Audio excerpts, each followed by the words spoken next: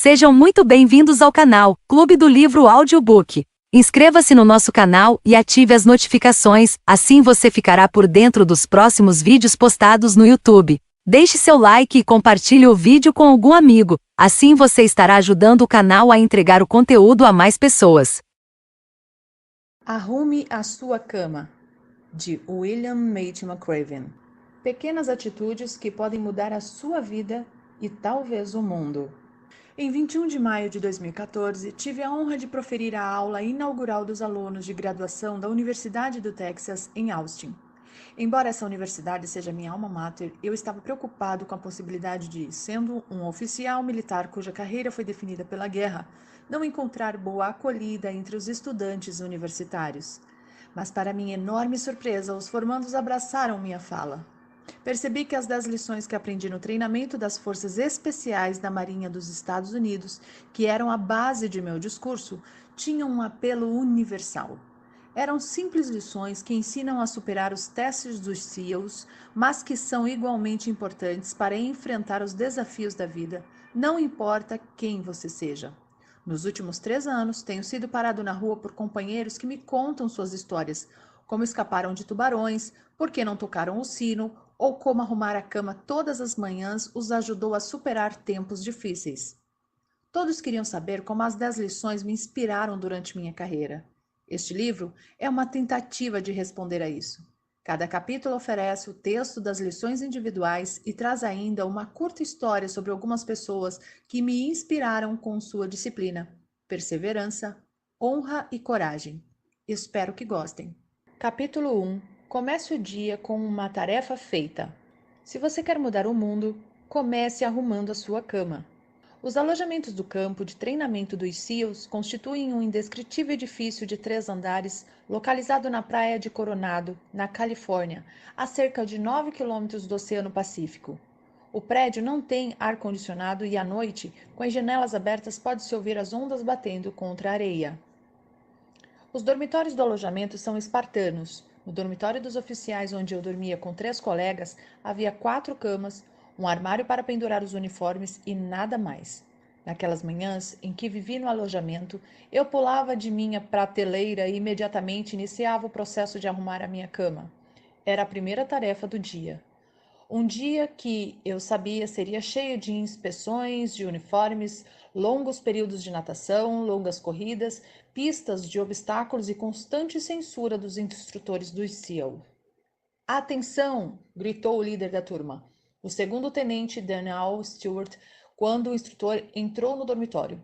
Aos pés da cama bati um joelho contra o outro e me coloquei em posição de sentido quando o oficial se aproximou. O instrutor, inflexível e impassível, começou a inspeção checando a goma de meu cap verde para se assegurar de que aquele chapéu de 8 bicos estava crocante. Movendo-se de cima a baixo, seus olhos percorreram cada palmo do meu uniforme. Os vincos da túnica e das calças estavam alinhados? O metal do cinto brilhava como um espelho? Minhas botas estavam suficientemente polidas de maneira que ele pudesse ver nelas o reflexo de seus dedos?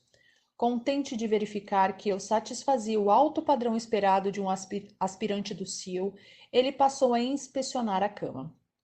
A cama era tão simples quanto o dormitório. Nada mais que uma estrutura de aço e um colchão de solteiro. O lençol de baixo cobria o colchão e sobre ele havia outro lençol. Um cobertor cinza de lã bem esticado sobre o colchão fornecia calor nas noites frias de San Diego.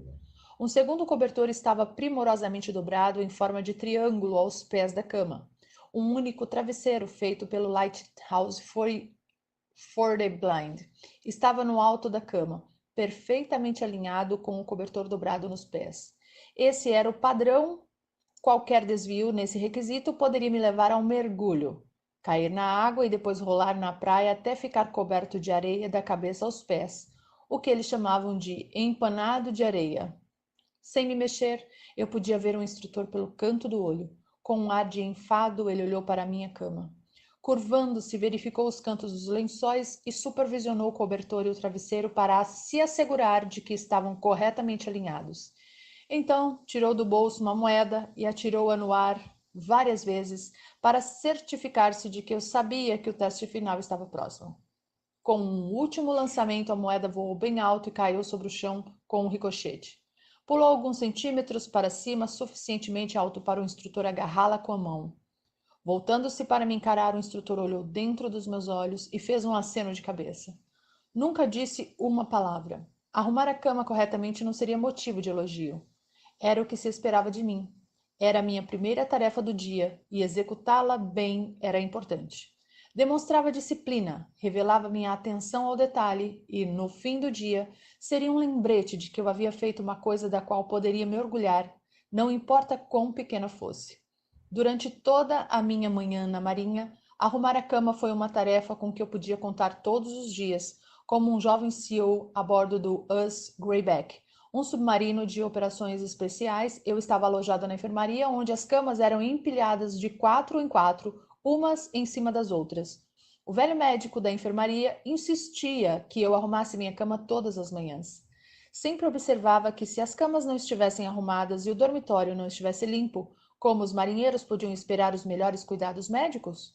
Como vinha a descobrir mais tarde, essa crença na limpeza e na ordem se aplicava a todos os aspectos da vida militar. 30 anos mais tarde, as Torres Gêmeas vieram abaixo em Nova York. O Pentágono foi atingido e bravos americanos morreram em um avião que sobrevoava a Pensilvânia. Na época dos ataques, eu estava em casa, me recuperando de um grave acidente de paraquedas. Uma cama hospitalar tinha sido instalada em meu quarto e eu passava a maior parte do dia deitado, tentando me recuperar. Mais do que qualquer outra coisa, eu queria sair daquela cama. Como todos os SEALs, ansiava por estar na luta ao lado de meus companheiros. Quando finalmente tive condições de me levantar da cama sem ajuda, a primeira coisa que fiz foi esticar bem os lençóis, ajustar a posição do travesseiro e me certificar de que a cama hospitalar parecesse apresentável para todos os que entrassem em casa. Era a minha maneira de mostrar que tinha superado o acidente e que seguiria em frente na vida. 4 semanas depois do 11 de setembro, fui transferido para a Casa Branca, onde passei os 2 anos seguintes no recém-criado Escritório de Combate ao Terrorismo. Em outubro de 2003, eu estava no Iraque, em nosso alojamento temporário no aeroporto de Bagdá. Nos primeiros meses, dormíamos em camas de campanha do exército. Apesar disso, todas as manhãs eu acordava enrolado em meu saco de dormir, arrumava o travesseiro no alto da cama e estava pronto para o dia. Em dezembro de 2003, as forças norte-americanas capturaram Saddam Hussein. Ele foi mantido em confinamento numa sala pequena e também dormia em uma cama de campanha, mas com o luxo de lençóis e um cobertor. Uma vez por dia, eu visitava Saddam para me certificar de que meus soldados estavam lhe dando o tratamento adequado. Um tanto surpreso, notei que Saddam não arrumava sua cama. As cobertas estavam sempre amarrotadas aos pés da cama de campanha e ele raramente parecia disposto a esticá-las.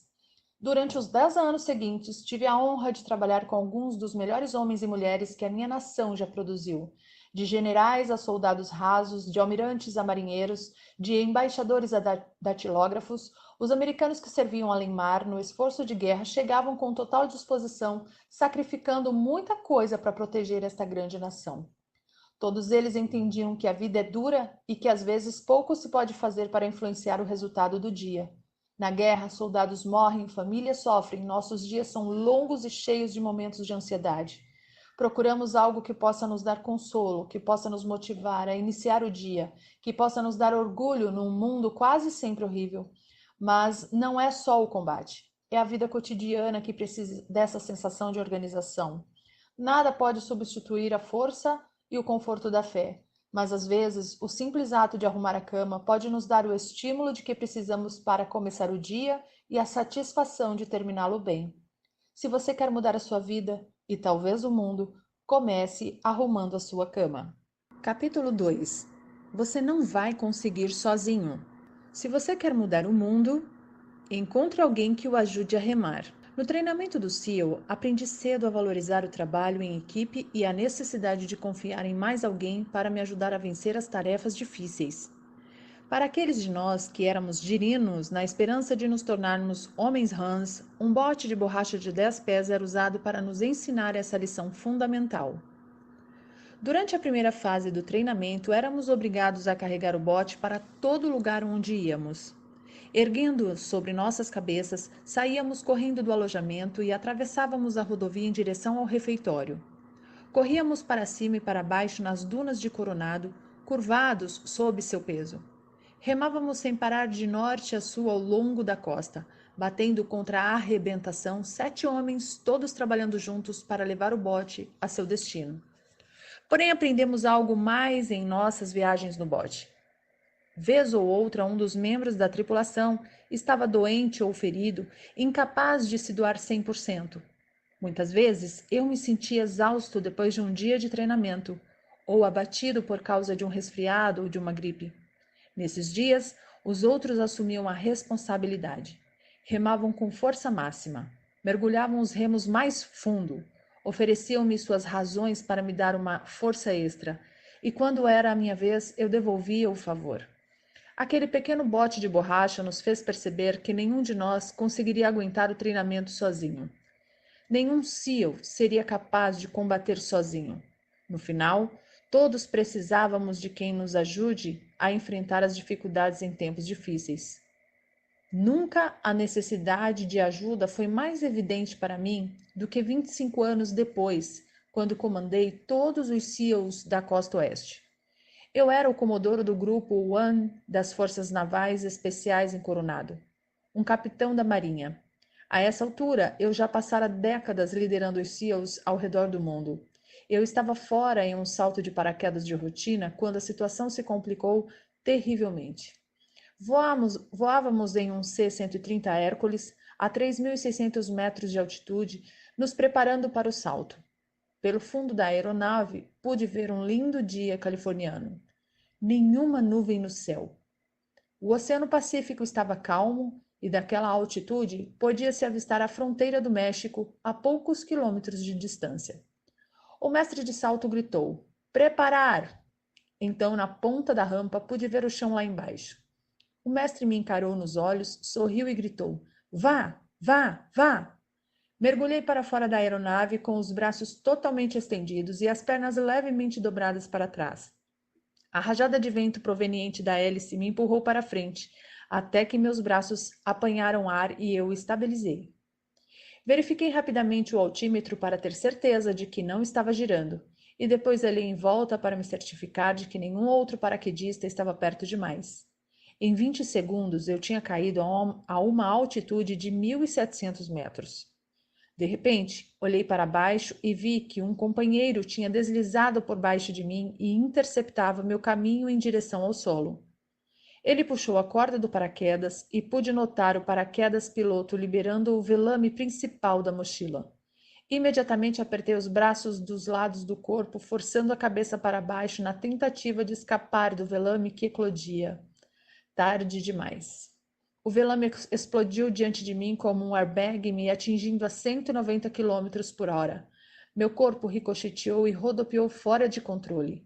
Quase não senti o impacto. Por alguns segundos, rodopiei freneticamente, tentando recuperar a estabilidade. Como não conseguia ver o altímetro, não sabia a quanto eu havia caído. Instintivamente, alcancei o cordão do paraquedas e o puxei.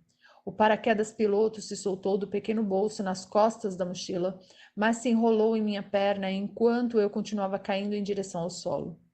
Quando lutei para me desembaraçar, a situação piorou. O paraquedas principal foi acionado em parte, mas com isso se enroscou na outra perna. Levantando a cabeça para o céu, pude ver que minhas pernas estavam amarradas pelas 2 longas tiras de nylon que conectam os paraquedas principal ao sistema de segurança nas costas. Eu tinha um tirante enrolado em cada perna. O paraquedas principal estava completamente fora da mochila, mas preso a alguma parte do meu corpo. Enquanto eu lutava para me livrar do enrosco, de repente senti o velame me puxar para cima e começar a se abrir. Quando olhei para minhas pernas, soube o que viria em seguida. Em segundos, o velame se encheu de ar. As 2 tiras, cada uma enrolada em uma perna, se romperam violentamente, levando minhas pernas com elas. Senti minha pelve se rasgar ao meio. Os milhares de pequenos músculos que ligam a pelvis ao resto do corpo se romperam nas articulações. Minha boca se abriu e deixou escapar um grito que poderia ser ouvido no México. Uma dor abrasadora percorreu meu corpo, enviando ondas pulsantes de pelvis à cabeça. Violentas convulsões musculares me atingiram no tronco, disparando mais dor para os braços e as pernas. Então, como em uma experiência de quase morte, tive consciência do meu grito e tentei me controlar. mas a dor era forte demais. Ainda de cabeça para baixo e caindo muito rápido, tentei endireitar o corpo, que aliviou um pouco a pressão sobre a pelvis e as costas. Estava agora a 500 metros. Tinha caído mais de 1.200 metros antes que os paraquedas se abrissem. A boa notícia, eu tinha um velame totalmente aberto acima da cabeça. A má notícia, eu estava rasgado ao meio pelo impacto da abertura. Aterrissei a mais de 3 quilômetros do ponto de pouso. Em poucos minutos, a equipe de salvamento e uma ambulância chegaram. Fui levado ao hospital de traumas no centro de San Diego. No dia seguinte, fui submetido a uma cirurgia. O acidente tinha rasgado minha bacia em quase 14 centímetros. Os músculos abdominais tinham se desprendido do osso pélvico e os músculos das costas e pernas estavam gravemente danificados pelo choque. Uma grande placa de titânio foi implantada em minha bacia e um parafuso escapular fixado nas costas para me dar estabilidade. Parecia o fim da minha carreira. Para ser um SEAL eficiente é preciso estar em boas condições físicas. Minha reabilitação levaria meses, talvez anos, e a Marinha teria que fazer uma avaliação médica para determinar se eu estaria apto para o trabalho militar. Deixei o hospital 7 dias depois, mas permaneci de cama em casa por mais 2 meses. Durante toda a minha vida tive a sensação de ser invencível. Acreditava que minha capacidade atlética inata me livraria das situações mais perigosas. E até esse momento eu estava certo.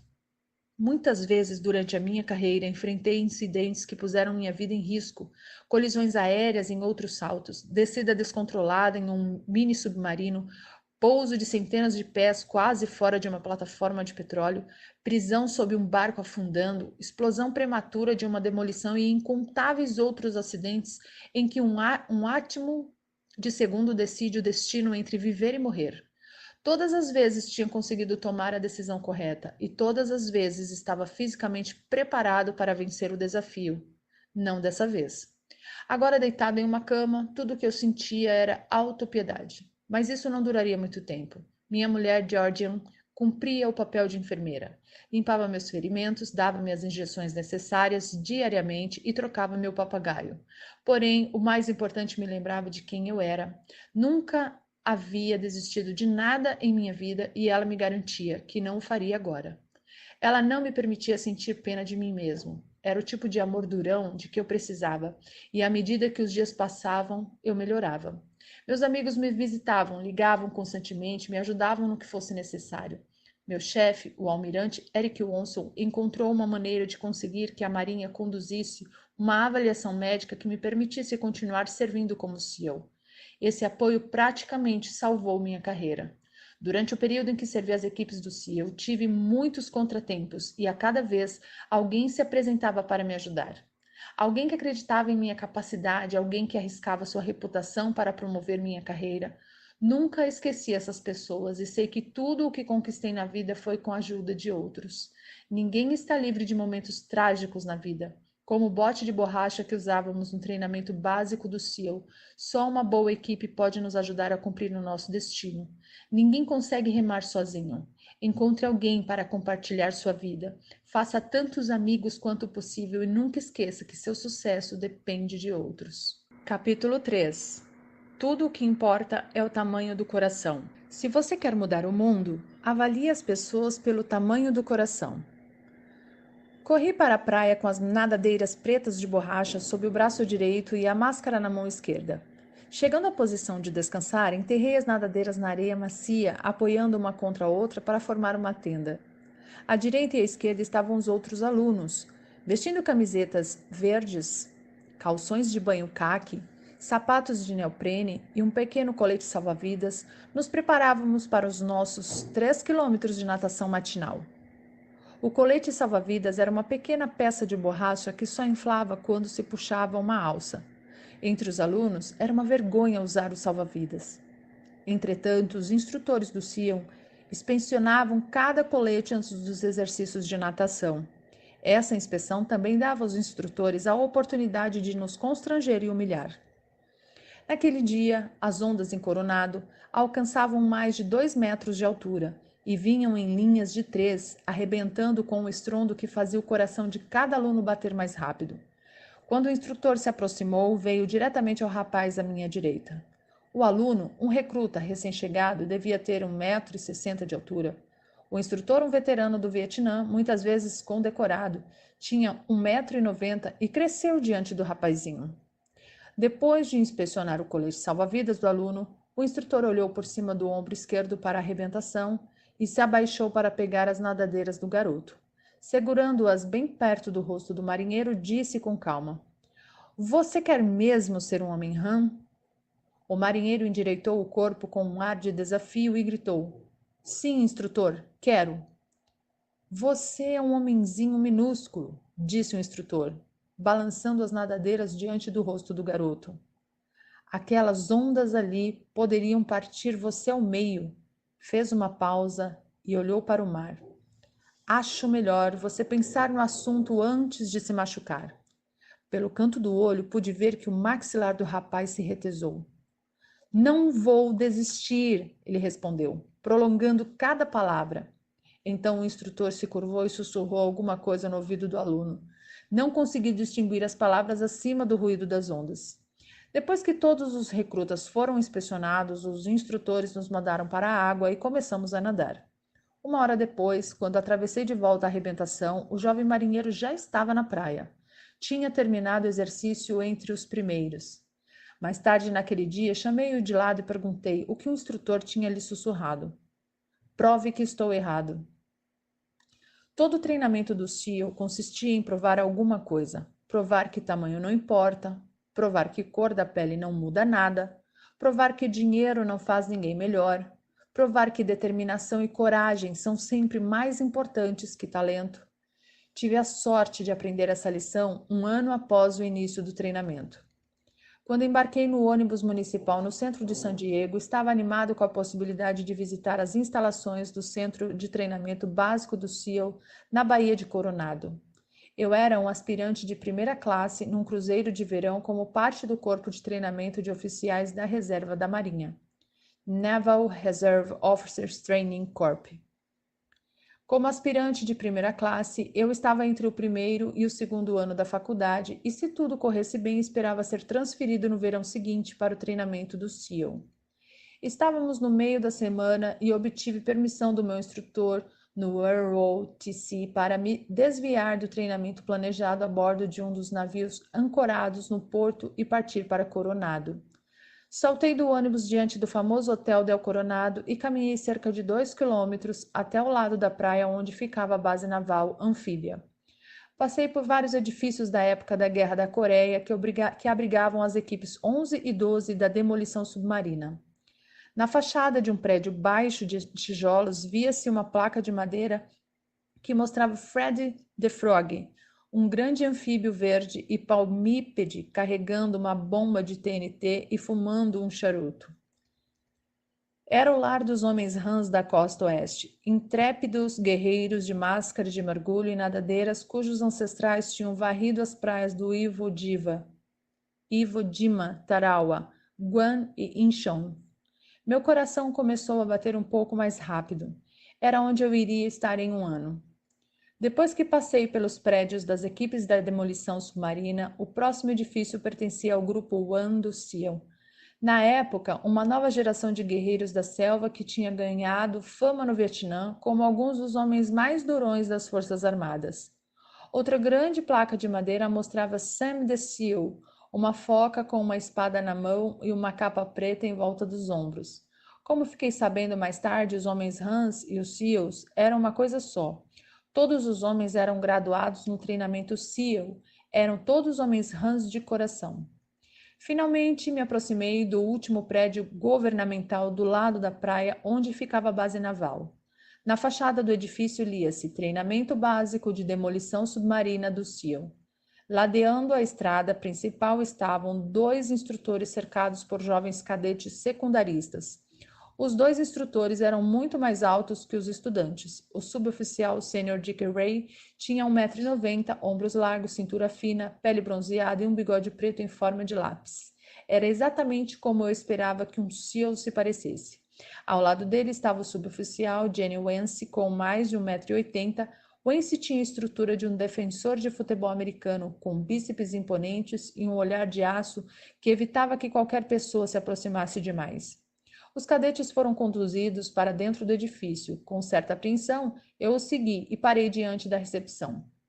Contei minha história ao jovem marinheiro que estava a postos. Eu era um aspirante da Universidade do Texas e gostaria de conversar com alguém sobre o treinamento do SEAL. O marinheiro saiu da mesa momentaneamente e voltou para me informar que o tenente Doug Hutt teria o prazer de falar comigo em alguns minutos. Enquanto esperava para ser chamado à sala do tenente Hutt, caminhei pelo saguão observando as imagens que adornavam as paredes.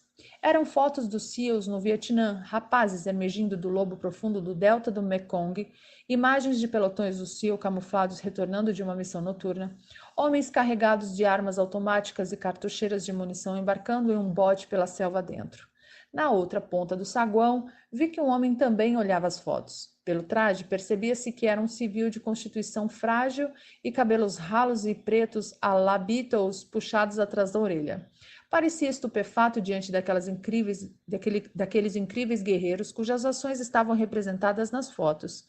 Eu me perguntei se ele pensava ter o esforço necessário para ser um SEAL da Marinha. Olhando aquelas fotos, será que ele realmente se imaginava capaz de suportar o treinamento? Será que pensava que com sua constituição física poderia carregar uma mochila pesada e milhares de cartuchos de munição? Não teria visto os dois instrutores diante da porta? Homens fortes que evidentemente tinham a compleição correta?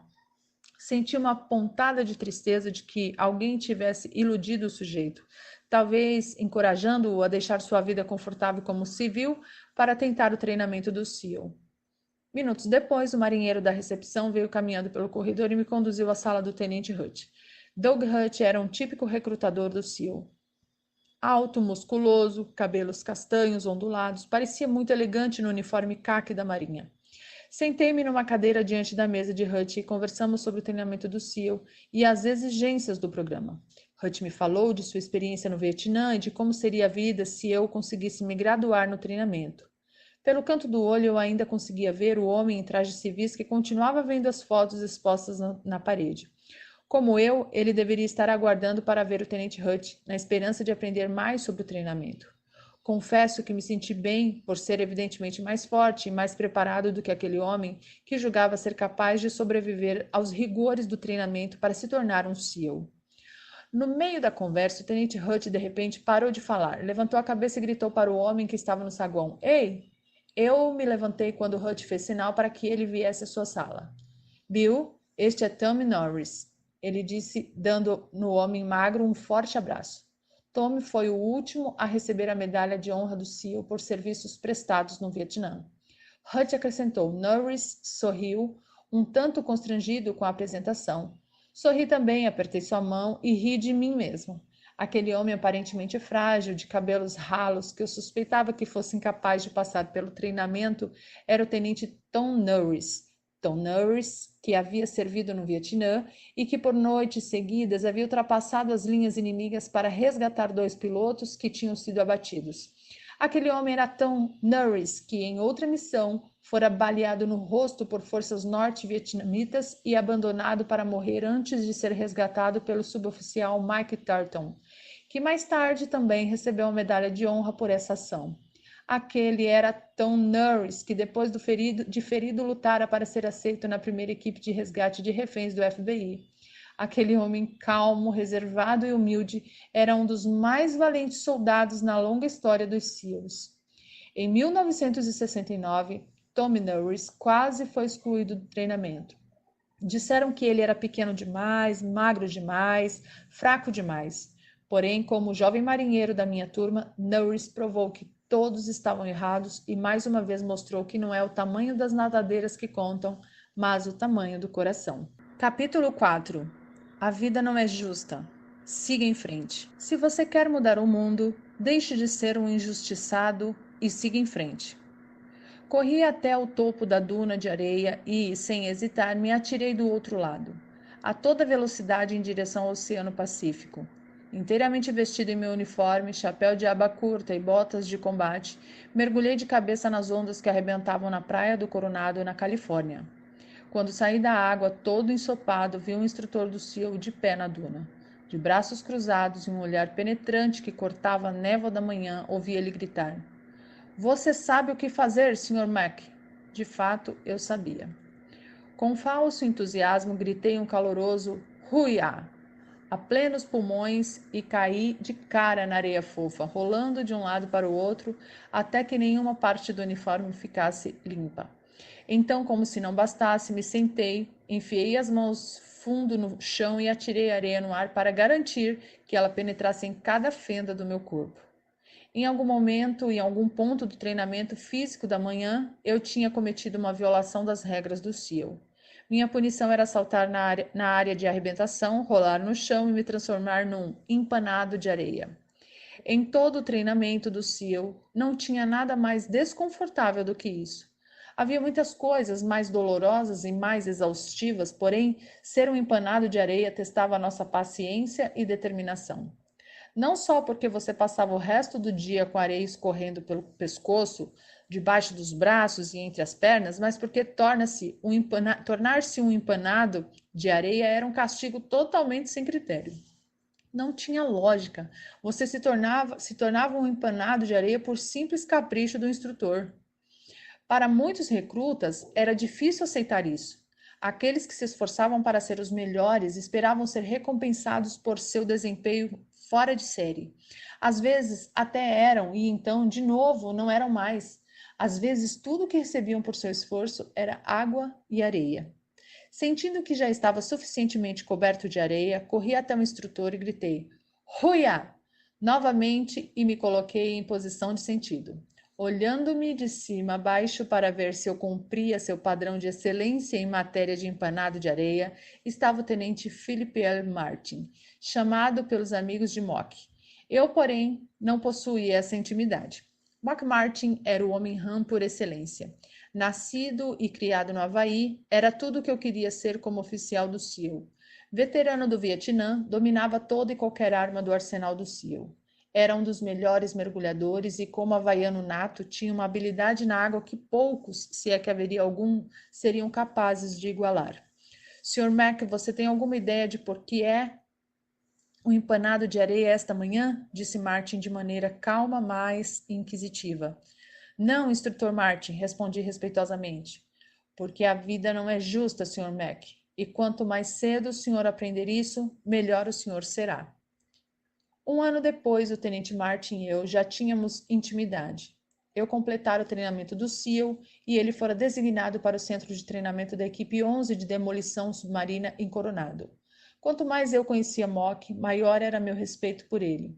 Além de ser um excelente operador do SEAL, ele também era um atleta fenomenal.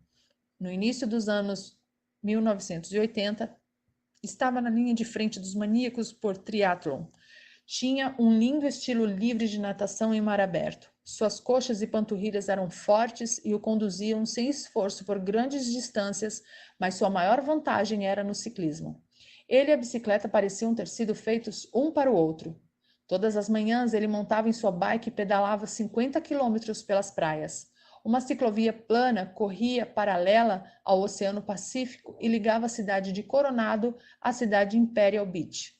Com o mar de um lado e a baía do outro, esse era um dos mais belos trechos de praia da Califórnia. Numa manhã de sábado, bem cedo, Mock saiu para pedalar. De cabeça baixa, pedalando rápido, ele não viu uma bicicleta que vinha na direção contrária. Mais ou menos a 40 km por hora, as duas bicicletas colidiram com forte impacto, derrubando os dois homens de cara no asfalto. O primeiro ciclista conseguiu se recuperar, limpou-se do pó da estrada e com esforço se pôs de pé. Estava machucado, mas bem. Mock continuou deitado de cara no chão, incapaz de se mexer. Em poucos minutos, os paramédicos chegaram, imobilizaram Mock e o levaram para o hospital. A princípio havia esperança de que a paralisia fosse temporária, mas com o passar dos dias, meses e anos, Mock não conseguiu recuperar o movimento de suas pernas. O acidente o deixara paralítico da cintura para baixo, com o movimento dos braços limitado. Pelos 35 anos seguintes, Mock viveu numa cadeira de rodas. Durante todos esses anos, nunca ouvi dele uma queixa sobre seu infortúnio. Nem nunca o ouvi perguntar por que eu. Nunca ele demonstrou autopiedade. Na verdade, depois do acidente, Mock se tornou um talentoso pintor. Criou uma linda filha, fundou e supervisiona o Super Frog Triathlon, evento realizado todos os anos em Coronado. É fácil atribuir sua sorte na vida a alguma força externa, deixar de tentar por acreditar que o destino está contra você. É fácil pensar também que o lugar onde você foi criado, que a maneira como seus pais o trataram ou que a escola que você frequentou determinam seu futuro. Nada poderia estar mais longe da verdade. A vida das pessoas comuns, assim como os dos grandes homens e mulheres, é determinada pela maneira como elas lidam com a injustiça na vida. Helen Keller, Nelson Mandela, Stephen Hawking, Malala Yousafzai e Mock Martin. Às vezes não importa o quanto você tente, não importa que esteja entre os melhores, ainda assim você terminará como um empanado de areia. Não se queixe, não culpe nada ou ninguém por seus problemas. Levante a cabeça, olhe para o futuro e siga em frente. Capítulo 5. O fracasso pode tornar você mais forte. Se você quer mudar o mundo, não tenha medo do circo. O mar de Coronado estava agitado. As ondas espumantes nos açoitavam o rosto enquanto nadávamos no estilo side-stroke, voltando para a praia. Como sempre, meu companheiro e eu lutávamos para acompanhar o resto da classe. No bote salva-vidas, os instrutores gritavam para nós, pedindo para mantermos o ritmo, porém, parecia que quanto mais forte nadávamos, mais ficávamos para trás. Meu companheiro naquele dia era Mark Thomas.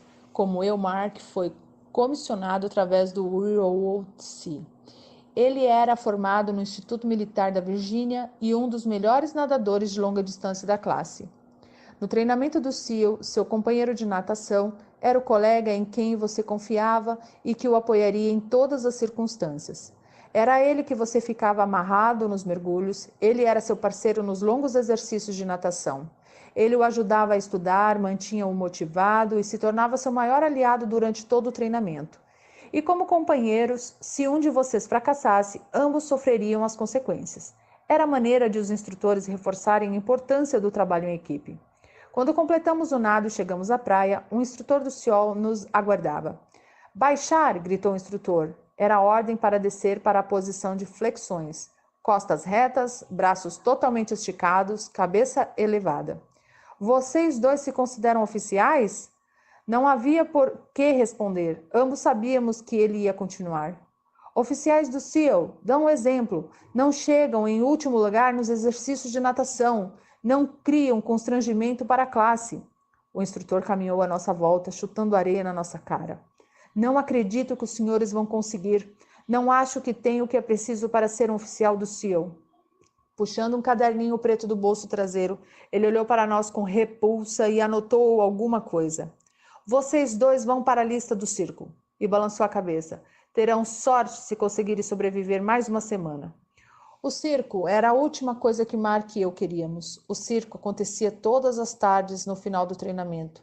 Eram mais 2 horas de exercícios de ginástica, combinados com hostilidades contínuas dos veteranos do SEAL, para os quais somente os fortes deveriam sobreviver ao treinamento. Se alguém falhasse em cumprir as tarefas do dia, ginástica, corrida de obstáculos, corrida contra o relógio ou natação, tinha um nome na lista.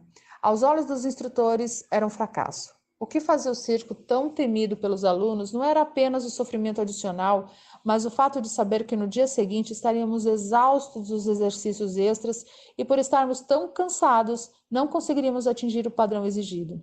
Assim, outro circo se seguiria, e depois outro e mais outro. Era uma espiral mortal, um ciclo de fracassos que fazia muitos alunos abandonarem o treinamento.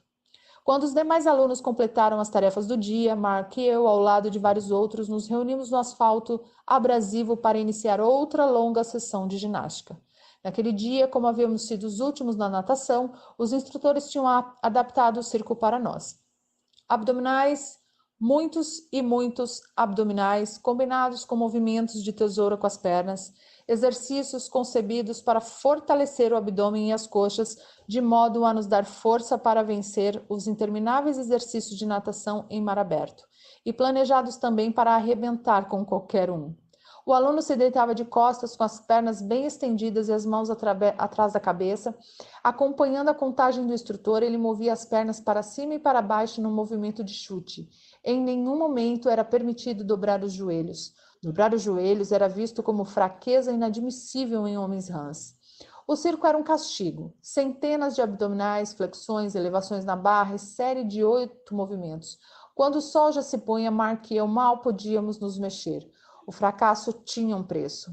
O dia seguinte trouxe mais ginástica, outra corrida de obstáculos, outro exercício de natação e, infelizmente, outro circo. Mais flexões, mais elevações e muitos outros abdominais. Porém, à medida que os circos prosseguiam, uma coisa interessante aconteceu. Nossa natação se aperfeiçoou e Mark e eu começamos a melhorar nossa posição no grupo. O circo, que começara como castigo pelo fracasso, estava nos tornando mais fortes, rápidos e confiantes na água. Enquanto outros alunos abandonavam o treinamento, incapazes de lidar com o eventual fracasso e o sofrimento que ele provocava, Mark e eu estávamos determinados a não permitir que o circo nos derrotasse. O fim do treinamento do SEAL era marcado por um último exercício de natação em mar aberto por 8 quilômetros na costa da ilha de São Clemente. Completar o percurso num tempo aceitável era essencial para obter a graduação no treinamento. A água estava dolorosamente fria quando saltamos do pier para o oceano. 15 duplas de nadadores caíram na água e iniciaram o longo percurso pela pequena baía e sobre os leitos de algas marinhas. Após cerca de 2 horas, as duplas estavam tão afastadas umas das outras que ninguém conseguia saber sua posição exata. Depois de 4 horas na água, com os membros dormentes, exaustos, à beira de uma hipotermia, Mark Thomas e eu chegamos à praia. O instrutor nos esperava depois da arrebentação. "Baixar!" ele gritou. Meus pés e minhas mãos estavam tão gelados que eu não conseguia sentir a areia. Com a cabeça lutando para se manter ereta, eu só conseguia ver as botas do instrutor que caminhava ao nosso redor. Mais uma vez, os senhores criaram constrangimento para a classe. Outro par de botas entrou no meu campo de visão e mais outro. Os senhores fizeram todos os colegas parecerem péssimos. Ele fez uma pausa. "Recupere-se, senhores." Quando Mark e eu nos levantamos e olhamos em volta, percebemos que éramos a primeira dupla a chegar. Os senhores envergonharam todos eles. O instrutor sorriu. Ainda nem se avista a segunda dupla. Mark e eu nos voltamos para olhar o mar. Era verdade. Ninguém avista. "Muito bem, senhores. Parece que todo o sofrimento valeu a pena." O instrutor fez uma pausa, deu um passo à frente e nos apertou as mãos. "Será uma honra servir com os senhores." Tínhamos conseguido. O longo exercício de natação era a última prova do treinamento. Alguns dias mais tarde, Mark e eu nos formamos. Mark teve uma carreira notável no SEAL e continuamos amigos até hoje. Vamos enfrentar muitos circos na vida. Pagaremos por nossos fracassos, mas se perseverarmos, se deixarmos que esses fracassos nos ensinem e nos fortaleçam, estaremos preparados para enfrentar os momentos mais difíceis.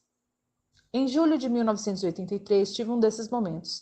Apostos diante do comandante, pensei que minha carreira como membro do SEAL tinha terminado. Acabara de ser exonerado do meu posto, expulso por tentar mudar a maneira como minha esquadra era organizada, treinada e conduzia suas missões. A organização contava com excelentes oficiais e marinheiros, alguns dos combatentes mais profissionais com os quais eu já trabalhara. Entretanto, grande parte da cultura ainda estava enraizada na era do Vietnã e achei que era hora de mudar. Como vim a descobrir, a mudança nunca é fácil, particularmente para quem está no comando. Felizmente, embora tivesse sido dispensado, meu oficial comandante permitiu que eu me transferisse para outra equipe do SEAL, mas minha reputação como oficial estava gravemente abalada. Aonde quer que eu fosse, outros oficiais e marinheiros sabiam que eu tinha fracassado e todos os dias eu ouvia murmúrios e comentários sutis de que não estava à altura do cargo. Nesse momento, na minha carreira, eu tinha 2 opções: abandonar o serviço militar e voltar à vida civil, que me parecia a escolha lógica. Em face do meu relatório de desempenho mais recente, ou expor-me à tempestade de provar aos outros e a mim mesmo que eu era um bom oficial do SEAL, escolhi a segunda opção. Logo depois de ser afastado, recebi uma segunda chance, a oportunidade de comandar um pelotão do SEAL no estrangeiro. Nesse posto estratégico, na maior parte do tempo, ocupamos locações remotas, isoladas e entregues à nossa própria sorte. Aproveitei a oportunidade para mostrar que eu ainda era capaz de liderar. Quando se vive num alojamento com 12 SEALs, não há onde se esconder. Eles sabem se você está dando 100% nos exercícios matinais, veem que você é o primeiro a saltar da aeronave e o último na fila do rancho, observam como você limpa sua arma, verifica o rádio, lê o informe da inteligência e dá suas instruções para as missões. Sabem quando você passou a noite toda preparando o treinamento do dia seguinte. À medida que os meses passavam naquele posto estratégico, usei meu fracasso anterior como motivação para trabalhar mais, ser mais rápido e ter melhor desempenho do que qualquer um do pelotão. Às vezes não consegui ser o melhor, mas nunca deixei de dar o meu melhor. Com o tempo, recuperei o respeito de meus homens. Anos depois, fui escolhido para comandar a minha própria equipe do SEAL. Mais tarde, cheguei a comandar todos os SEALs da costa oeste. Em 2003, combati no Iraque e no Afeganistão. Agora que eu era um contra-almirante numa zona de guerra, toda decisão minha tinha consequências. Ao longo dos anos seguintes, falhei várias vezes, mas a cada fracasso, a cada erro, houve centenas de sucessos, resgates de reféns, ataques frustrados de homem-bomba, piratas capturados, terroristas mortos e incontáveis vidas salvas. Percebi que os fracassos passados haviam me fortalecido e me ensinado que ninguém está livre de erros. Verdadeiros líderes precisam aprender com seus fracassos, usar as lições como motivação e não ter medo de tentar novamente ou de tomar a próxima decisão difícil. Não se pode evitar o circo. Em algum momento, todos nós entramos na lista. Não tenha medo do circo. Capítulo 6. Você precisa ousar mais. Se você quer mudar o mundo, atire-se ao obstáculo de cabeça. De pé na ponta da torre de 9 metros, agarrei a espessa corda de nylon. Uma extremidade da corda estava presa na torre e a outra ponta amarrada a um poste de 30 metros de distância. Eu estava na metade da pista de obstáculos. Com as pernas agarradas à corda e fazendo o máximo esforço para me manter equilibrado, comecei a vencer a distância que me separava do poste. Com o corpo pendurado e me movimentando como uma lagarta, eu me movia passo a passo em direção à outra extremidade. Quando cheguei ao fim, soltei a corda, pulei na areia fofa e corri para o obstáculo seguinte. Os outros alunos da classe soltavam gritos de estímulo, mas eu só ouvi o instrutor contando os minutos. Com meu estilo gambá, que era muito lento, eu tinha perdido muito tempo naquele obstáculo chamado de deslizar pela vida. Não conseguia deslizar por cima da corda, com a cabeça à frente. Era um método muito mais rápido, contudo também mais arriscado. A estabilidade é menor quando você se arrasta por cima da corda em vez de se pendurar por baixo dela. E se eu caísse e me machucasse, seria eliminado. Cruzei a linha de chegada com um tempo decepcionante. Enquanto eu permanecia curvado, tentando recuperar o fôlego, um instrutor grisalho veterano do Vietnã, com botas muito polidas e um uniforme verde engomado, circulou sobre mim. "Quando o senhor vai aprender, Sr. Mac?" Ele me perguntou num tom de evidente desprezo. "Esta pista de obstáculos vai derrotá-lo sempre, a menos que comece a correr certos riscos." Uma semana depois, pus o medo de lado, agarrei a corda e me atirei de barriga com a cabeça à frente. Quando cruzei a linha de chegada com minha melhor marca, pude notar um gesto de aprovação do veterano do Vietnã. Foi uma lição simples de como vencer a ansiedade e confiar em minha própria capacidade de realizar a tarefa.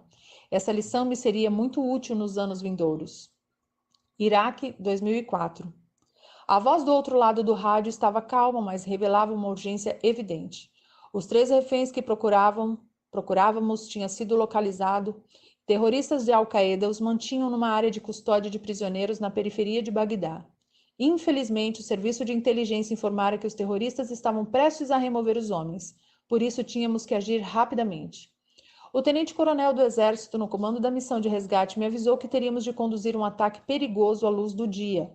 Para piorar a situação, a única maneira de ter sucesso era pousar 3 helicópteros Black Hawk que levavam as forças de assalto no meio da pequena área murada. Conversamos sobre outras opções táticas, mas ficou claro que o coronel estava certo. Sempre era preferível conduzir uma missão de resgate à noite, quando o elemento surpresa estaria do nosso lado. Mas aquela era uma oportunidade momentânea e, se não agíssemos imediatamente, os reféns seriam removidos e possivelmente mortos. Aprovei a missão e, em poucos minutos, a força de resgate tinha embarcado nos 3 helicópteros Black Hawk e estava a caminho da área inimiga. Acima deles, outro helicóptero fazia um voo de observação e transmitia o vídeo para o meu quartel-general.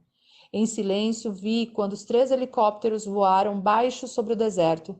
poucos metros acima do solo, para esconder sua aproximação. Dentro da área murada, pude ver um homem que empunhava uma arma automática e entrava e saía do prédio, aparentemente preparando-se para partir. Os helicópteros ficaram 5 minutos fora de vista, e tudo o que pude fazer ali em meu quartel-general foi ouvir a comunicação interna enquanto a equipe de resgate fazia sua preparação final. Não era o primeiro resgate de reféns sob meu comando, nem seria o último, mas era com certeza o mais ousado em face da necessidade de um pouso surpresa dentro da área de custódia inimiga. Embora os pilotos da unidade de aviação do Exército fossem os melhores do mundo, ainda assim era uma missão de alto risco. 3 helicópteros com hélices que se estendiam a mais de 18 metros teriam que pousar em um espaço pouco maior que isso. O que criava ainda mais dificuldade era um muro de tijolos de 2,5 metros que cercava a área de custódia, o que obrigava os pilotos a alterar dramaticamente seu ângulo de aproximação. Seria um pouco difícil, e pelo rádio podia ouvir a equipe de resgate se preparando para o desafio. Pelo vídeo de inspeção, pude ver a aproximação final dos helicópteros. O primeiro voou baixo e direto, e assim que passou pelo muro, aterrissou no pequeno pátio. Imediatamente, a equipe de resgate saiu do Black Hawk e correu para o prédio. O segundo helicóptero veio logo atrás e pousou a poucos metros do companheiro. A corrente descendente provocada pelas hélices levantou uma nuvem de poeira em toda a área. Quando o terceiro helicóptero se aproximou, uma gigantesca nuvem de pó cegou temporariamente o piloto. O nariz do helicóptero passou raspando por cima do muro e a roda traseira raspou na parede, lançando tijolos para todo lado. Sem espaço, o piloto jogou a aeronave contra o solo com um baque, mas ninguém se feriu. Minutos depois, recebi a notícia de que todos os reféns estavam bem. Em meia hora, a equipe de resgate e os homens libertados estavam de volta à segurança. A aposta valera a pena. Ao longo da década seguinte, percebi que correr riscos era comum em nossas operações de forças especiais. Elas sempre forçavam seus limites e os limites de suas máquinas para chegar ao sucesso. De certa maneira, era isso que as diferenciava de todas as outras. Entretanto, ao contrário do que viam os observadores externos, o risco era geralmente calculado e bem planejado. Mesmo que fosse espontâneo, os operadores conheciam seus limites, mas acreditavam em si mesmos a ponto de tentar. Em toda a minha carreira, sempre tive o maior respeito pelo Serviço Aéreo Especial Britânico, o famoso SAS. O lema do SAS era "Quem ousa, vence". Um lema tão admirado que, momentos antes do ataque a Osama Bin Laden, meu subtenente Chris Fares citou a frase aos CEOs que se preparavam para a missão. Para mim, o lema não se referia apenas à maneira como as forças especiais britânicas operavam como unidade. Dizia mais a respeito de como cada um de nós deve se conduzir na vida. A vida é uma luta e a possibilidade de fracasso está sempre presente, mas os que vivem com medo do fracasso, do sofrimento ou da vergonha nunca conquistarão seu pleno potencial. Sem forçar seus limites, sem vez ou outra se lançar sobre um obstáculo de cabeça, sem ousar, você nunca saberá o que seria verdadeiramente possível em sua vida. Capítulo 7. Enfrente os tiranos. Se você quer mudar o mundo, não fuja dos tubarões. O mar da ilha de São Clemente estava agitado e frio quando começamos nossos 6,5 km de natação noturna. Meu companheiro Mark Thomas espelhava minhas braçadas uma a uma. Usando apenas a parte de cima do traje de mergulho, máscara e um par de nadadeiras, nadávamos com esforço contra a corrente que nos empurrava para o sul, ao redor da pequena península. As luzes da base naval de onde tínhamos partido começaram a desvanecer à medida que entramos em mar aberto. Em 1 hora estávamos a cerca de 2 quilômetros da praia e aparentemente sozinhos na água. Se havia alguém nadando à nossa volta, estava encoberto pela escuridão. Eu podia ver os olhos de Mark através do vidro da máscara. Sua expressão devia refletir a minha. Nós dois sabíamos que as águas de São Clemente estavam cheias de tubarões. E não eram simples tubarões, mas grandes tubarões brancos, os maiores e mais agressivos devoradores de homens do oceano. Antes de nossa partida, os instrutores do SEAL nos deram a prévia das ameaças que poderíamos encontrar naquela noite.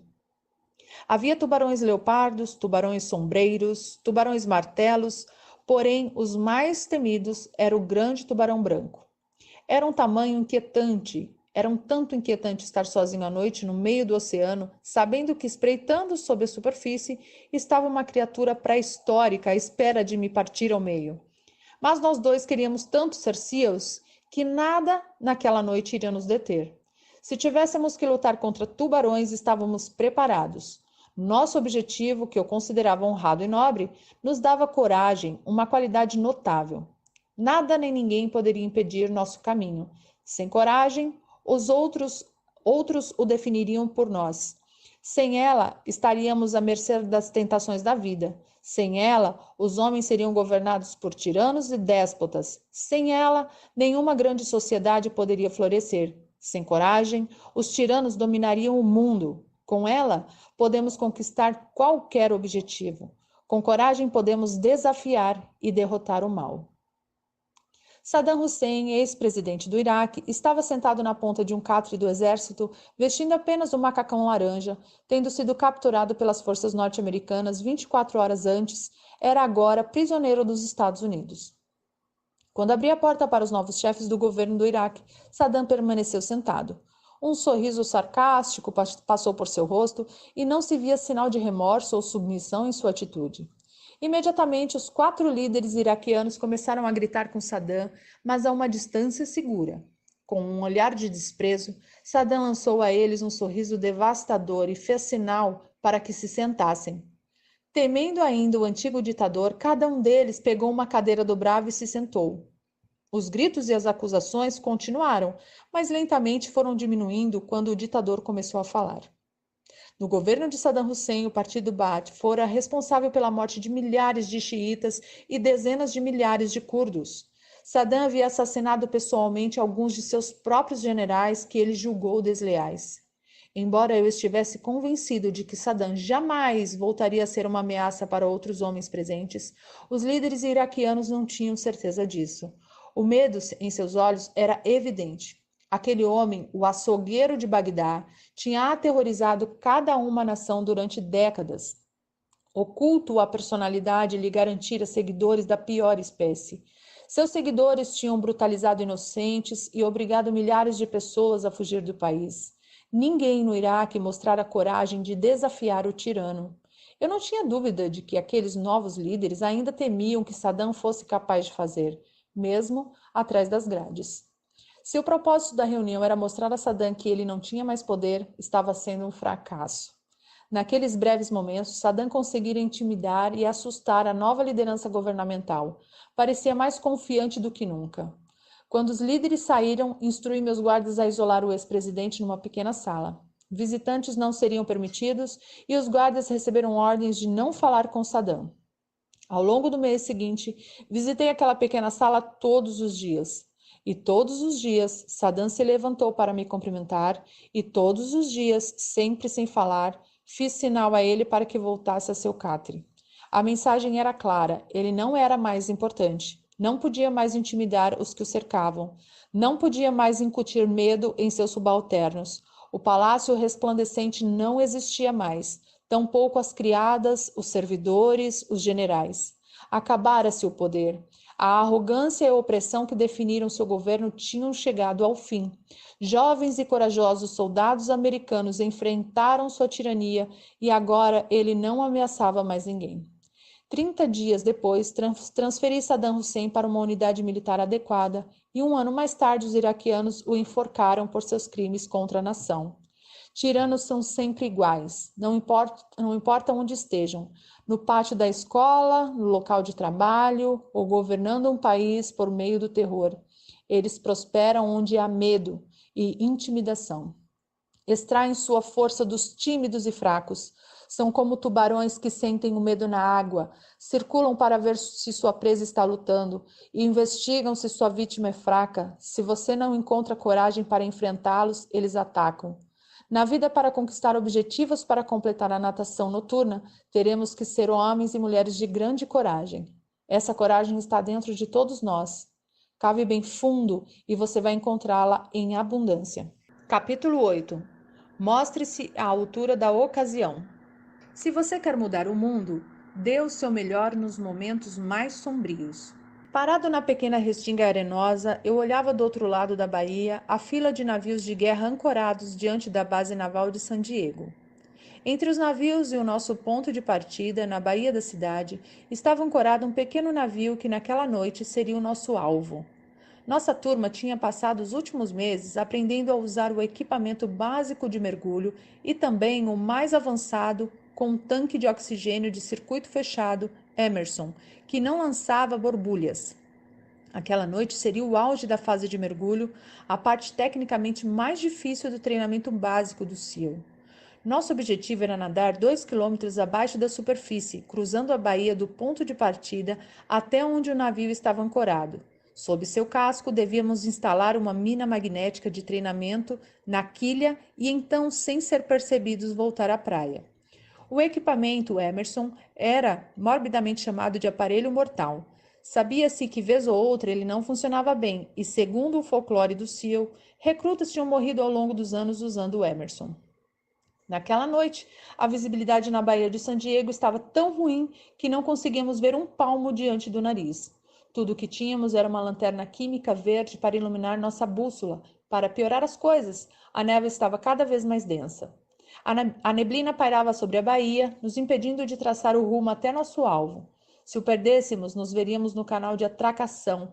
Nunca um bom lugar para estar quando um destroyer da marinha se aproximava do porto. Os instrutores andavam de um lado para o outro, diante das 25 duplas de mergulhadores que se preparavam para o exercício noturno. Pareciam tão nervosos quanto nós. Sabiam que aquele treinamento tinha alto potencial de provocar ferimentos ou até mesmo a morte. O suboficial no comando reuniu todos os mergulhadores num círculo. Senhores, ele disse, esta noite descobriremos quais dos senhores marinheiros realmente querem se tornar homens rãs. Ele fez uma pausa de efeito. Está frio e escuro lá fora, e estará mais escuro ainda sob o navio. Tão escuro que os senhores podem ficar desorientados. Tão escuro que se algum dos senhores se afastar do seu companheiro, ele não conseguirá encontrá-lo. A neblina agora se fechava à nossa volta, envolvendo até a pequena restinga onde estávamos. Esta noite, os senhores terão que dar o melhor de si. Terão que superar seus medos, suas dúvidas e seu cansaço. Não importa a escuridão, os senhores devem completar a missão. Isso é o que os separa de qualquer outra pessoa. De algum modo, essas palavras permaneceram comigo pelos 30 anos seguintes. Olhando a neblina baixar sobre o campo de aviação na base aérea de Bagram, no Afeganistão, outro momento sombrio se desenrolou diante de mim. Uma aeronave C-17 estava estacionada na pista com a rampa de embarque abaixada, aguardando para receber os restos mortais de um herói. Era uma cerimônia de repatriação, um dos mais solenes e indiscutivelmente inspiradores atos das guerras do Iraque e do Afeganistão. Eram os Estados Unidos em sua melhor expressão. Cada homem, cada mulher, independentemente de seu passado, independentemente do heroísmo de seus momentos finais, era tratado com honra e respeito extraordinários. Era a maneira de nossa nação reconhecer seu sacrifício. Era a nossa última saudação, nosso agradecimento final e nossa prece antes de enviar nosso herói para casa. Paralelamente à rampa postavam-se 2 fileiras de soldados, parados na posição de descansar. Eles constituíam a guarda de honra. Do lado direito da aeronave, uma pequena banda tocava suavemente Amazing Grace. Alguns outros militares, inclusive eu, estavam reunidos à esquerda e ao longo de todo o hangar se enfileiravam centenas de outros soldados, marinheiros, aviadores, fuzileiros navais, civis e nossos aliados.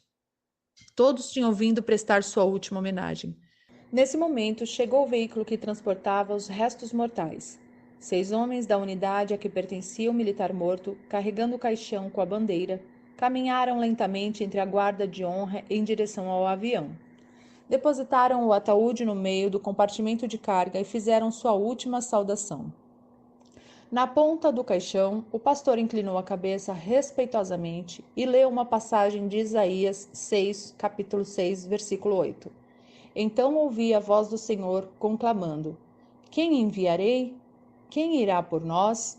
E eu respondi: Eis-me aqui, envia-me. Quando soou o toque de silêncio, lágrimas rolaram pelo rosto dos soldados. Ninguém tentou esconder a dor.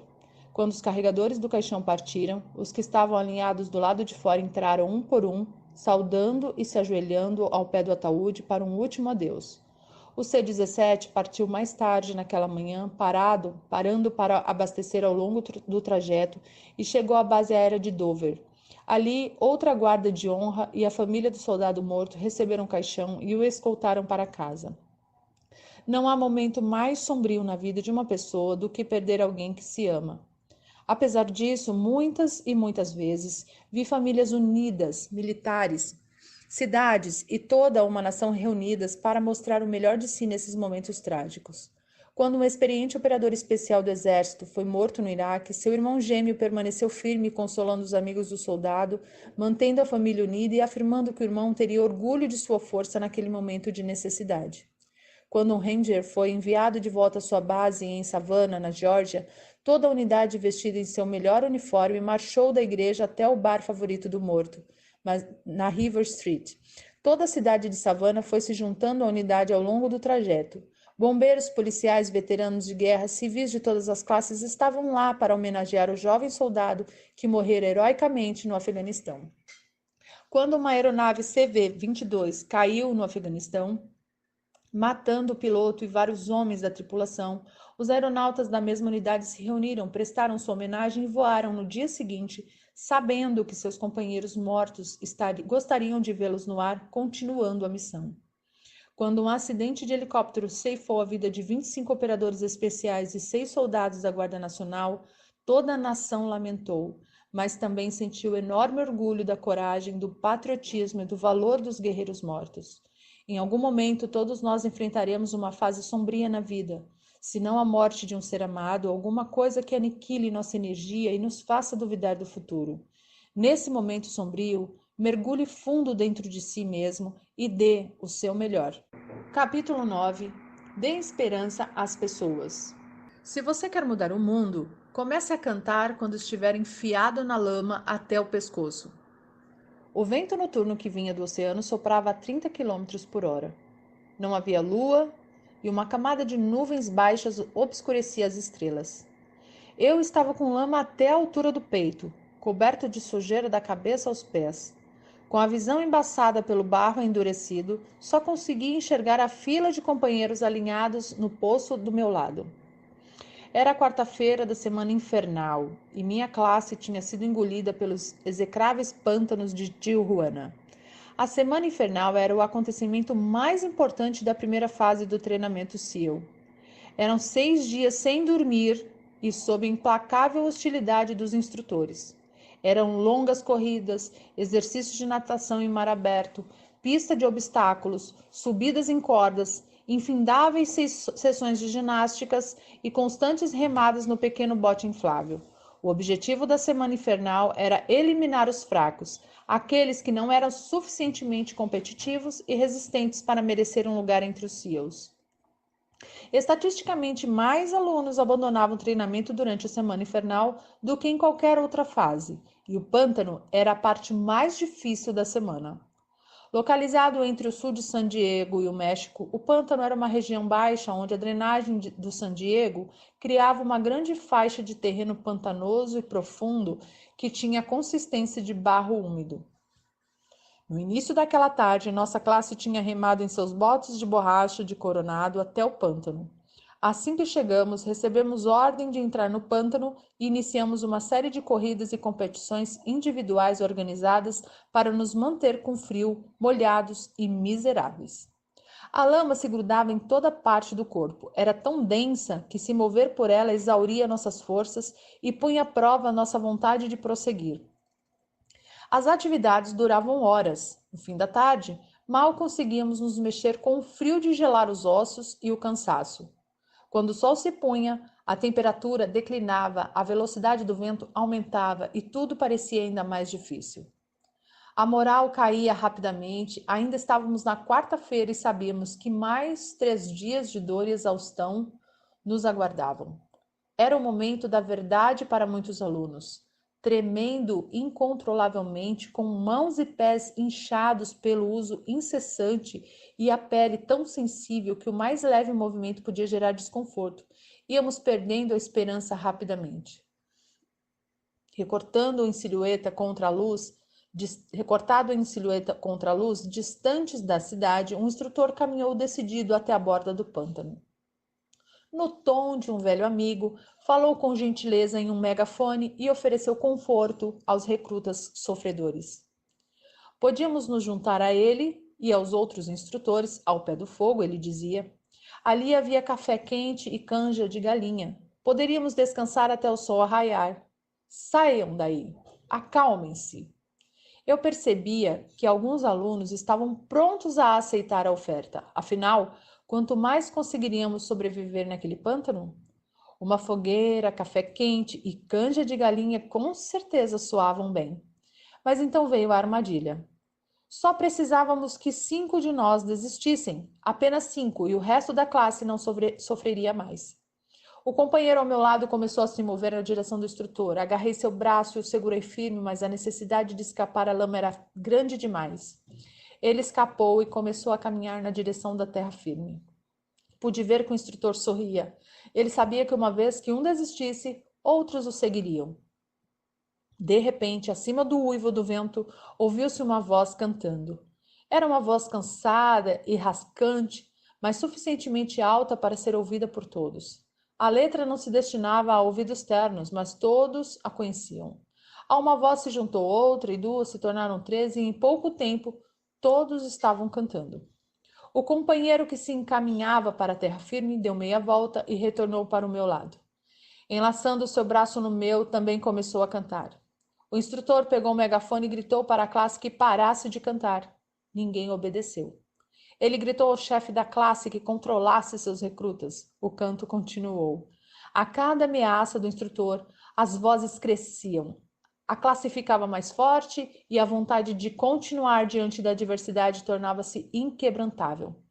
Na escuridão, com o fogo iluminando o rosto do instrutor, pude ver que ele sorriu. Mais uma vez tínhamos aprendido uma importante lição. A força de uma pessoa para unir o grupo, a força de uma pessoa para inspirar os que a cercam e lhes dar esperança. Se aquela pessoa podia cantar enfiada até o pescoço na lama, nós todos podíamos. Se aquela pessoa podia suportar o frio congelante, nós também podíamos. Se aquela pessoa podia persistir, nós também podíamos. A sala de espera da base aérea de Dover estava repleta de famílias enlutadas. Crianças inconsoláveis, soluçando no colo das mães, pais de mãos dadas na esperança de dar força um ao outro e viúvas com um olhar. A sala de espera da base aérea de Dover estava repleta de famílias enlutadas. Crianças inconsoláveis, soluçando no colo das mães, pais de mãos dadas na esperança de dar força um ao outro e viúvas com um olhar distante de incredulidade. Apenas 5 dias antes, um helicóptero que transportava SEALs da Marinha e seus parceiros das operações especiais afegãs, pilotado por aviadores do Exército, tinha sido abatido no Afeganistão. Todos os 38 homens a bordo tinham morrido. Era a maior perda na guerra ao terror. Em menos de uma hora, uma aeronave C-17 foi designada para pousar em Dover, de onde as famílias dos heróis mortos seriam escoltadas até a área de pouso para encontrar os caixões cobertos com a bandeira dos Estados Unidos. Mas enquanto as famílias aguardavam, o presidente dos Estados Unidos, o secretário da Defesa, seus comandantes e chefes militares entraram na sala de espera para prestar homenagem e dar conforto aos familiares dos mortos. Eu já tinha comparecido a dezenas de serviços fúnebres de soldados mortos. Nunca foi fácil, e eu sempre me perguntava se minhas palavras de consolo fariam alguma diferença para aqueles que tinham perdido seus entes queridos, ou se o choque da perda tornaria tudo o que eu pudesse dizer incompreensível. Quando eu e minha mulher, Georgian, começamos a falar com as famílias, eu me esforçava para encontrar as palavras certas. Como criar empatia verdadeira com sua dor? Como lhe dizer que o sacrifício do filho, marido, pai, irmão ou amigo valer a pena? Fiz o que pude para confortar cada um, abracei-os, rezei com eles, tentei me manter forte por eles, mas sabia que minhas palavras não eram capazes de aliviar a dor. Então, enquanto estava de joelhos ao lado de uma mulher idosa, notei que a família ali perto de mim conversava com o tenente-general John Kelly. Assessor militar do secretário de Defesa, Kelly era um homem alto, magro, com os cabelos grisalhos curtos e vestia um imaculado uniforme dos fuzileiros navais. A família estava em volta dele e pude sentir que suas palavras de simpatia e encorajamento diante da tragédia causavam um efeito profundo sobre os desconsolados pais e filhos.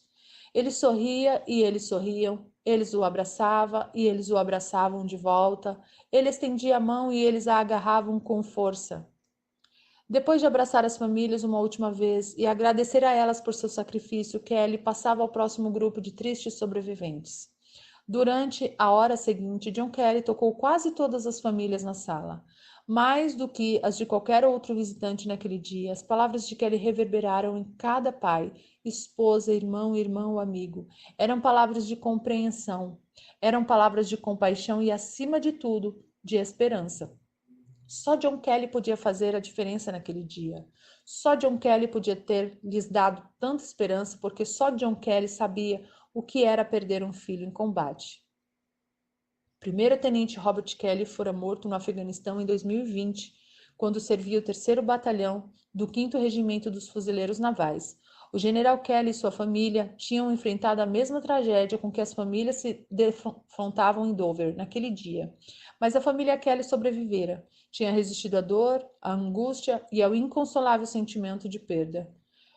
Vendo-o naquele dia, senti que ele também me deu força.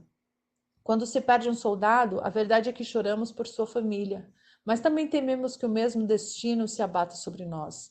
Nos perguntamos se poderíamos sobreviver à perda de um filho, ou se nossa família seria capaz de seguir em frente sem nós. Rezamos para que Deus tenha misericórdia e não jogue sobre nossos ombros esse fardo inimaginável. Nos 3 anos seguintes, John Kelly e eu nos tornamos amigos íntimos. Ele era um oficial notável, um excelente marido para sua mulher Karen, e um pai amoroso para sua filha Kate e seu primogênito, o major dos fuzileiros navais, John Kelly. Porém, mais do que isso, sem saber, John Kelly deu esperança a todos os que o cercavam. Esperança de que nos piores momentos podemos vencer a dor, a decepção, a agonia e sermos fortes. De que temos dentro de nós a capacidade de prosseguir, não apenas para sobreviver, mas também para inspirar outras pessoas. A esperança é a força mais poderosa do universo. Com esperança podemos inspirar nações a atingir sua grandeza. Com esperança podemos ajudar os oprimidos a se levantar. Com esperança podemos aliviar a dor da perda insuportável. Às vezes, tudo o que é preciso é uma pessoa que faça a diferença. Algum dia, qualquer um de nós se verá enfiado na lama até o pescoço. É o momento de cantar alto, de sorrir francamente, de animar os que nos cercam e lhes dar esperança de que o amanhã será um dia melhor. Capítulo 10. Nunca, jamais desista. Se você quer mudar o mundo, nunca, jamais toque o sino. Eu estava parado em posição de sentido com outros 150 alunos no primeiro dia do meu treinamento no SEAL. O instrutor, vestido com shorts caqui, camiseta azul e dourada e botas de combate, atravessou o grande pátio asfaltado até um sino de metal pendurado à vista de todos os recrutas. Senhores, ele começou, hoje é o primeiro dia do treinamento do SEAL. Pelos próximos 6 meses, os senhores se submeterão ao curso de instrução militar mais difícil dos Estados Unidos. Olhei em volta e notei olhares de apreensão no rosto de meus companheiros. O instrutor continuou. Os senhores serão testados como nunca antes em sua vida. Ele fez uma pausa e percorreu com os olhos a classe de novos girinos. A maioria dos senhores não conseguirá chegar ao fim. Isso eu lhes garanto. E sorriu. E farei tudo o que estiver ao meu alcance para fazê-los desistir. Ele enfatizou a última palavra. Vou persegui-los sem piedade. Vou envergonhá-los diante de seus colegas. Vou pressioná-los além dos seus limites. E então um sorriso irônico perpassou seu rosto. E haverá sofrimento, muito sofrimento. Agarrando o sino, ele puxou a corda com força e um som metálico ecoou pelo pátio. Mas se os senhores não gostam de sofrer, se não gostam de perseguição, há uma saída fácil. Ele puxou a corda novamente e outra onda de um som metálico profundo reverberou nos edifícios. Tudo o que precisam fazer para escapar é tocar o sino 3 vezes. Ele soltou a corda.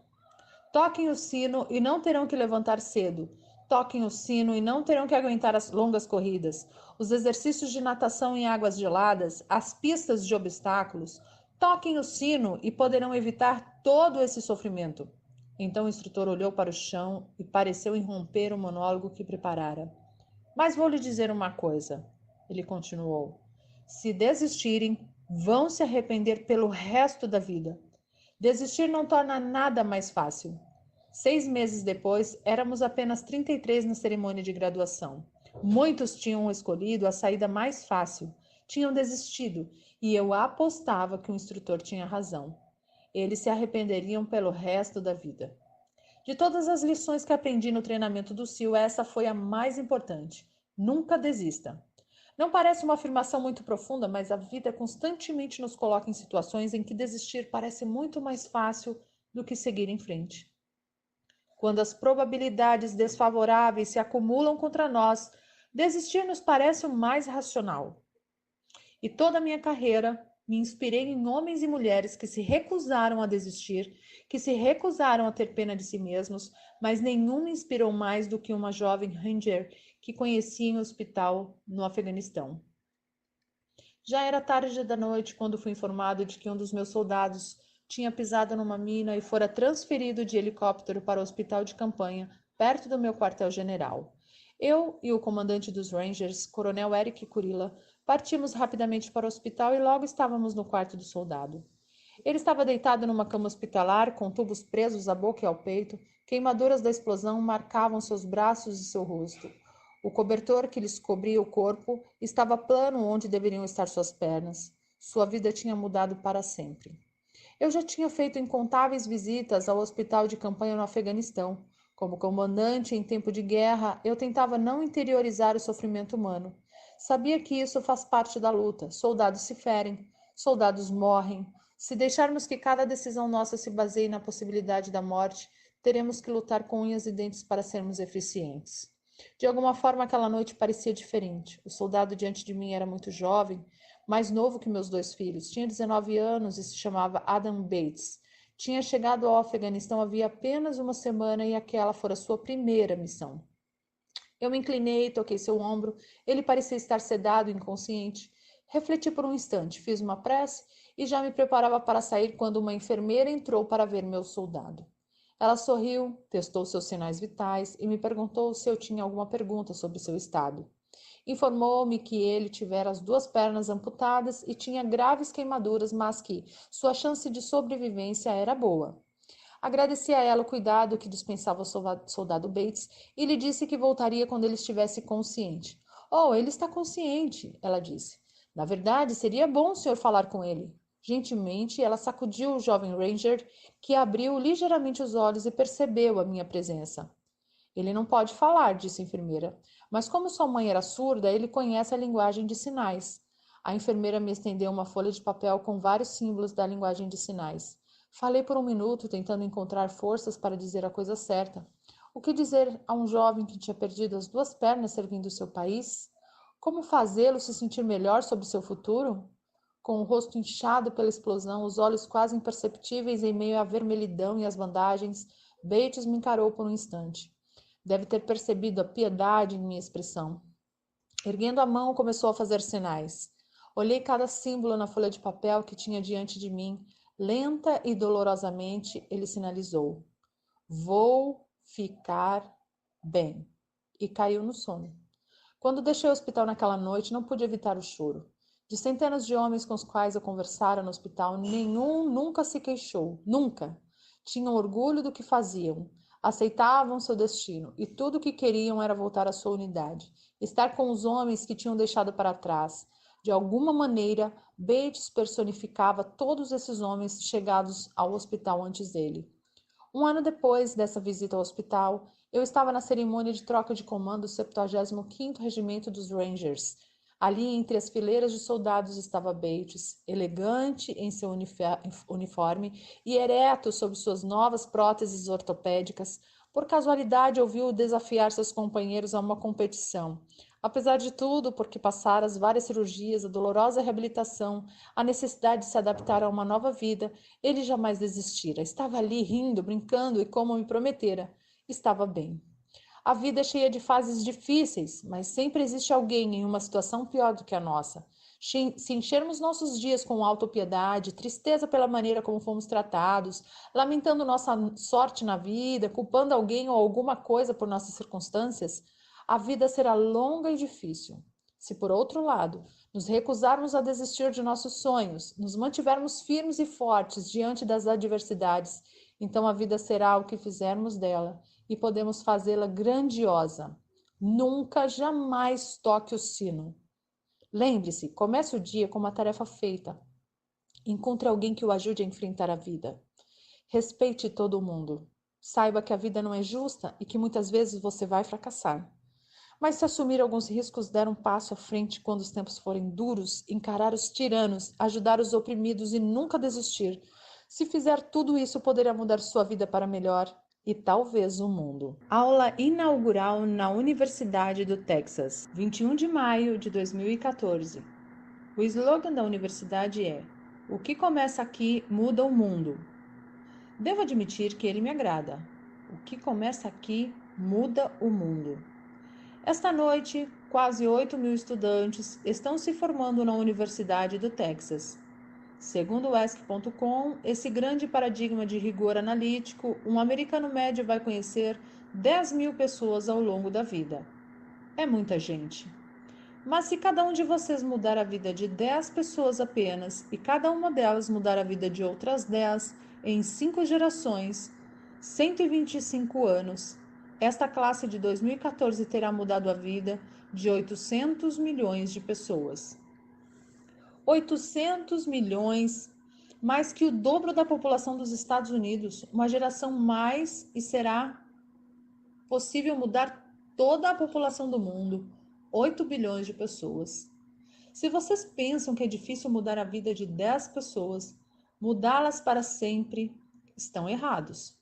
Vi isso acontecer todos os dias no Iraque e no Afeganistão. Em Bagdá, um jovem oficial do exército toma a decisão de seguir pelo caminho da esquerda e não da direita, e os 10 soldados do seu pelotão escapam de uma emboscada. Na província de Kandahar, no Afeganistão, uma oficial da equipe feminina do engajamento sente que alguma coisa está errada e conduz o pelotão de infantaria para longe de uma bomba de fabricação caseira, salvando a vida de uma dezena de soldados. Mas, pensando bem, não apenas esses soldados foram salvos pela decisão de uma pessoa, como também seus filhos que ainda não tinham nascido, e os filhos de seus filhos. Gerações foram salvas por uma única decisão de uma única pessoa. Mas um ato capaz de mudar o mundo pode ocorrer em qualquer lugar e qualquer pessoa pode praticá-lo. Portanto, o que começa aqui pode de fato mudar o mundo. Mas a pergunta é: como será o mundo depois da mudança? Bem, acredito que ele será muito melhor, mas se vocês quiserem atender ao pedido de um velho marinheiro, tem algumas sugestões que podem ajudá-los a tornar o mundo melhor. E embora eu tenha aprendido essas lições durante minha vida militar, posso garantir que não importa se você um dia serviu a alguma instituição militar. Não importa o gênero, a etnia, a formação religiosa ou a condição social, nossas lutas neste mundo são semelhantes e as lições para vencê-las e andar para frente, para mudar a nós mesmos e ao mundo que nos cerca, se aplicam igualmente a todos. Servi como CEO da Marinha dos Estados Unidos por 36 anos, mas tudo começou quando saí da Universidade do Texas para o treinamento básico do SEAL em Coronado, na Califórnia. O treinamento básico do SEAL consiste em 6 meses de longas e torturantes corridas na areia fofa, exercícios noturnos de natação nas águas frias da Baía de San Diego, pistas de obstáculos infindáveis, exercícios de ginástica, dias sem dormir e a onipresente sensação de frio, umidade e desgraça.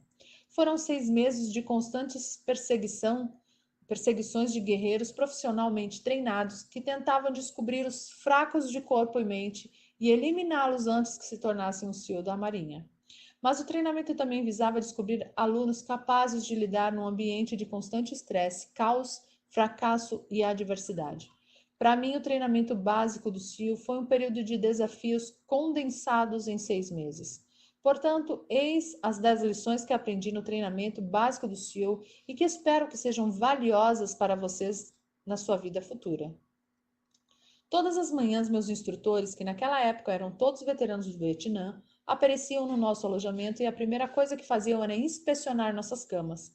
Verificar se tínhamos arrumado a cama corretamente, com os lençóis bem esticados nos cantos, o travesseiro centralizado logo abaixo da cabeceira e o cobertor perfeitamente dobrado aos pés da cama. Era uma tarefa simples, corriqueira até, mas todas as manhãs exigia-se que arrumássemos a cama com perfeição. Na época, isso me parecia um tanto ridículo, ainda mais para jovens que aspiravam a tornar-se verdadeiros guerreiros, seals fortalecidos em batalha, mas ao longo dos anos a sabedoria desse simples ato acabou se revelando para mim. Se você arrumar a cama todas as manhãs, terá realizado a primeira tarefa do dia. Isso lhe dará um sentimento de orgulho, mesmo que pequeno, e irá encorajá-lo a assumir outra tarefa e outra e mais outra. No fim do dia, essa primeira tarefa realizada terá se transformado em muitas outras tarefas realizadas. Além disso, arrumar a cama reforça a ideia de que as pequenas coisas da vida são importantes. Se alguém não consegue realizar as pequenas coisas, nunca fará direito às coisas grandes.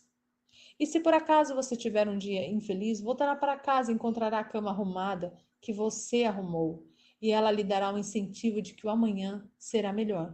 Se você quer mudar o mundo, comece arrumando sua cama. Durante o treinamento do SEAL, os alunos se dividiam em equipes de remo. Cada tripulação é composta de 7 alunos, 3 de cada lado de um pequeno bote de borracha e um timoneiro.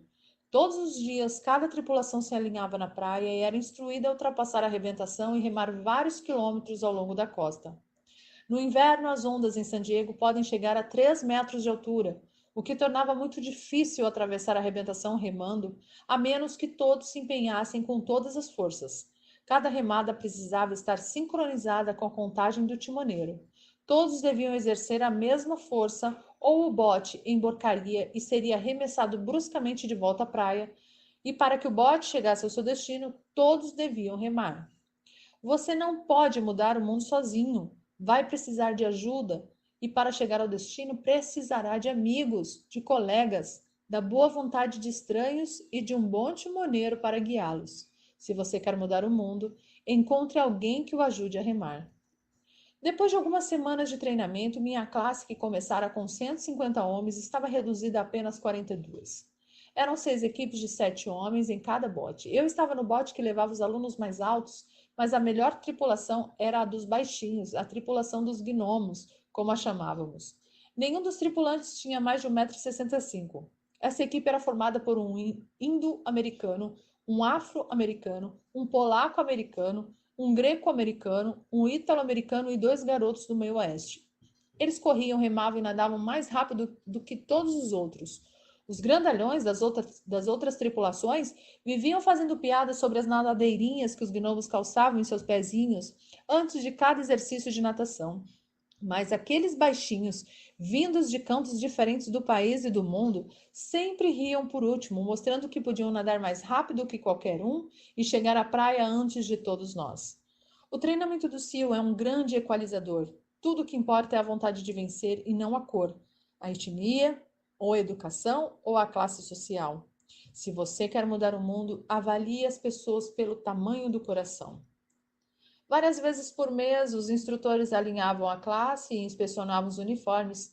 Era uma inspeção meticulosa e cabal. O cap tinha que estar perfeitamente engomado, o uniforme imaculadamente passado e a fivela de cinto brilhante e sem uma mancha sequer.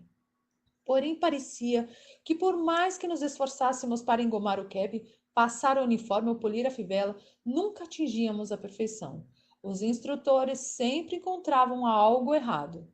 Ao não ser aprovado na inspeção do uniforme, o aluno tinha que se atirar totalmente vestido na zona de arrebentação e depois molhado da cabeça aos pés, rolar na praia até que cada pedaço do seu corpo estivesse coberto de areia. O efeito era chamado de empanado de areia. Pelo resto do dia, o aluno ficava com aquele uniforme molhado e coberto de areia. Muitos recrutas não aceitavam que seu esforço fosse em vão, que por mais que tentassem deixar o uniforme impecável, nunca eram reconhecidos. Esses não sobreviviam ao treinamento, não entendiam seu propósito. Você nunca vai vencer. Você nunca vai ter um uniforme perfeito. Às vezes, por mais que você se prepare, por melhor que seja seu desempenho, você vai acabar como um empanado de areia. Assim é a vida. Se você quer mudar o mundo, deixe de ser um injustiçado e siga em frente. Todos os dias, durante o treinamento, éramos desafiados com muitos exercícios físicos, longas corridas, intermináveis atividades de natação, pistas de obstáculos e horas de ginástica, algo concebido para testar nossa determinação. Cada exercício tinha suas metas, tempos que precisávamos atingir. Quem não conseguisse satisfazer esses padrões era inscrito numa lista e, no fim do dia, convidado ao circo. O circo significava mais 2 horas de exercícios destinados a nos esgotar, a quebrar nossa moral, a nos fazer desistir. O circo significava que naquele dia você não tinha cumprido as metas. O circo significava mais cansaço, e mais cansaço significava que o dia seguinte seria mais difícil e que mais circos provavelmente viriam.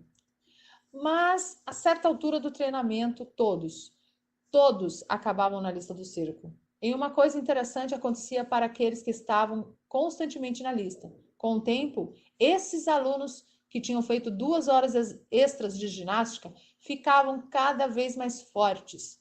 O sofrimento do circo forjava uma força interior, construía uma maior resistência física. A vida está cheia de circos. Você vai fracassar. Provavelmente você vai fracassar com frequência. Isso desanima qualquer um. Às vezes isso vai testá-lo na essência do seu ser. Mas se você quer mudar o mundo, não tenha medo do circo. Pelo menos 2 vezes por semana tínhamos que percorrer a pista de obstáculos. Eram 25 obstáculos, incluindo um muro de 3 metros, uma escada de corda de quase 10 metros, uma cerca de arame farpado, para citar apenas alguns. Mas o obstáculo mais difícil era o deslizar pela vida.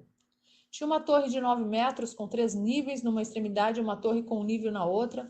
Entre as duas estendia-se uma corda de 30 metros. O aluno tinha que subir até o topo da torre mais alta e, uma vez lá, agarrar a corda e, trocando de mãos, percorrer a corda até a outra extremidade.